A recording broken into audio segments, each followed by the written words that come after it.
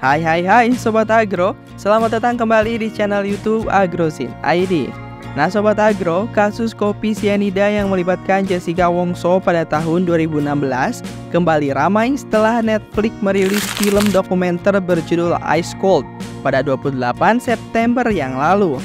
Kehadiran film dokumenter ini membuat orang-orang kembali penasaran dan meragukan penyelesaian dari kasus kopi sianida tersebut yang membuat Jessica Wongso divonis penjara hingga 20 tahun lamanya. Lalu, apa itu racun sianida yang diduga digunakan dalam kasus tersebut? Bagaimana sejarah dan apa efeknya bagi tubuh manusia? Dan ternyata Sobat Agro, kandungan sianida secara alami terdapat di beberapa hasil produk pertanian. Apakah berbahaya? Untuk mengetahui lebih lanjut tentang sianida, tonton videonya sampai selesai dan berikut ulasannya.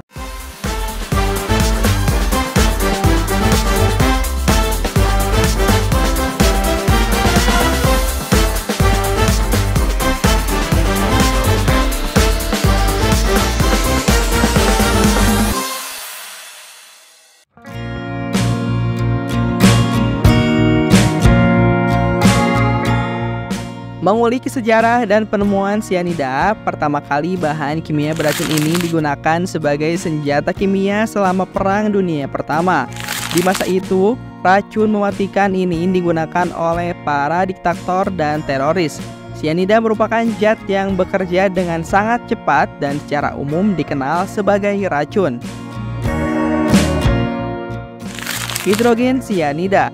Dilansir dari Jurnal National Center for Biotechnology Information, National Library of Medicine, pertama kali diisolasi dari pewarna biru Prusia tahun 1786. Sianida juga tidak hanya terdapat dalam bahan kimia buatan, tetapi juga dapat ditemukan di beberapa makanan. Sekitar tahun 1900, sianida untuk pertama kalinya diekstraksi dari kacang almond. Bahkan, selain kacang almond, sianida juga dapat dilepaskan dari kacang lima. Di masa lalu, sianida dijadikan senjata kimia sebagai racun mematikan selama Perang Dunia Pertama dan Kedua. Tentara Nazi menggunakan sianida sebagai agen genosida di kamar gas. Akan tetapi, umumnya saat ini sianida banyak digunakan di kalangan industri dan juga manufaktur. Sianida sering digunakan dalam pembuatan insektisida juga loh Sobat Agro, larutan fotografi, dan pembersih perhiasan.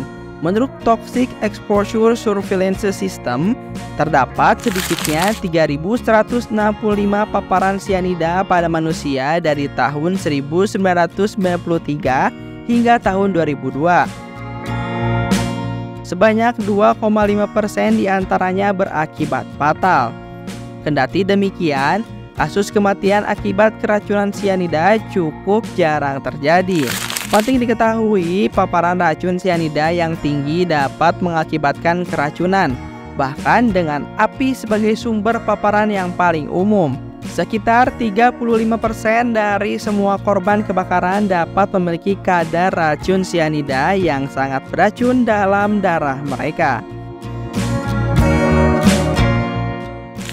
Tak hanya itu Sobat Agro, sianida salah satu racun yang paling kuat yang dikenal manusia, ternyata banyak terdapat dalam buah-buahan. Dilansir dari berbagai sumber, sianida juga dapat ditemukan pada kacang almond, kacang lima, sorghum, batang bambu, dan juga singkong. Sianida juga ditemukan pada biji aprikot, ceri, apel, dan peach.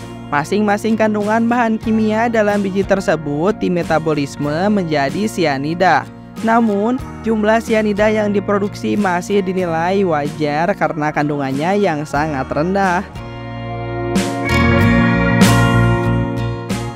Terkadang, biji-biji dari beberapa buah tersebut tak sengaja tertelan.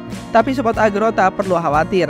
Jika biji tertelan sepenuhnya, tidak dalam kondisi hancur, tidak akan membuat keracunan. Proses yang tepat dari tanaman singkong adalah dikeringkan, direndam di dalam air, dicuci dengan air atau dipanggang maupun dibakar. Cara itu dipercaya dapat mengurangi kadar linamarin dalam singkong secara efektif. Teknik memproses singkong yang tidak dilakukan dengan sempurna yang biasanya dilakukan ketika musim paceklik dan kelaparan dapat menghasilkan produk yang beracun.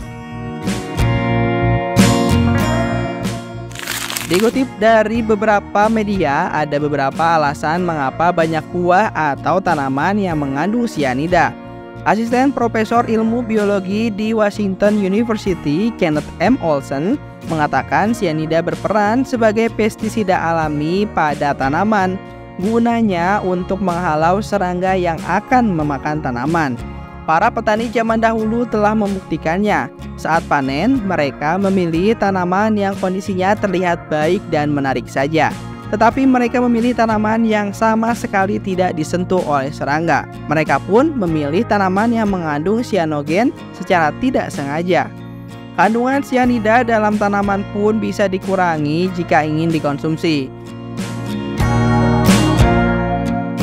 Umumnya, kandungan sianida dalam tanaman tidak terdapat dalam daging buah atau daun, melainkan hanya pada bijinya saja, sehingga jarang membahayakan manusia. Olsen juga mengatakan untuk menyingkirkan kandungan sianida pada tanaman cukup mudah, yaitu dengan menghancurkan atau menghaluskan dan kemudian dicuci. Cara tersebut diklaim bisa menghilangkan sianida yang larut dalam air dan terbawa air ketika dicuci. Sianida pada tanaman yang dikonsumsi juga tidak akan menyebabkan keracunan jika dikonsumsi dalam ambang batas wajar.